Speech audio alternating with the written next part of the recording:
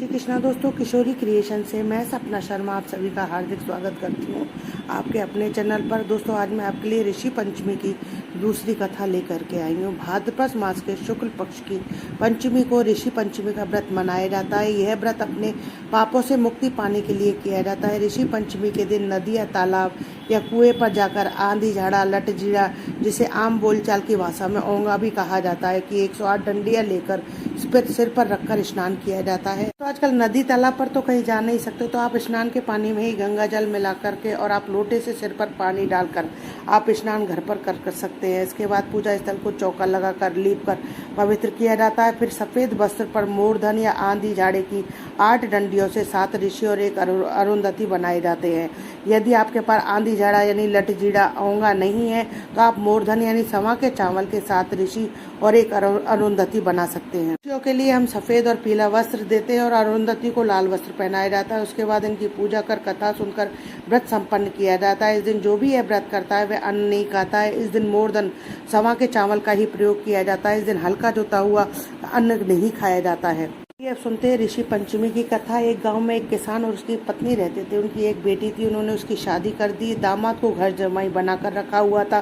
किसान और उसका जमाई दोनों रोज खेत में काम करने जाते थे। रोज किसान की पत्नी दोनों के लिए खाना लेकर जाती थी। वह 2 तरह की राबड़ी बनाती, एक मीठी और एक खट्टी। मीठी राबड़ी वह अपने पति को खिलाती थी, जबकि खट्टी राबड़ी वह अपने जमाई के लिए परोस कर देती थी। उसका जमाई बेचारा रोज बिना कुछ कहे खाना खा लेता था। किसान की पत्नी को कोई कार्य आ जाने से वह खेत पर खाना लेकर नहीं जा पाई, तो उसने अपने बेटी से कहा कि आज खाना तू ले जा। उसने 2 अलग अलग डिब्बों में 2 प्रकार की राबड़ी रख दी। को ऐसा कुछ पता नहीं था कि माँ इस तरीके से डिब्बे बदल देती है, कि 2 तरीके की राबड़ी बनाती है। बेटी से कहा कि एक पिताजी को दे देना या दूसरी वाले अपने पति को खिला देना। जब बेटी खेत पर पहुंची तो वहां उसके पिताजी नहीं थे, पास ही में कार्य कर रहे थे। तो उसने अपने पति को बता दिया और खुद चली आई। इसके पति को बड़ी तेज भूख लग रही थी, तो उसने मीठी वाली राबड़ी लेकर खा ली और खट्टी राबड़ी अपने ससुर के लिए छोड़ दी। अब जब ससुर जी अपना कार्य खत्म करके आए और खाना खाने बैठा तो खट्टी राबड़ी निकली, तो ससुर को बहुत गुस्सा आया।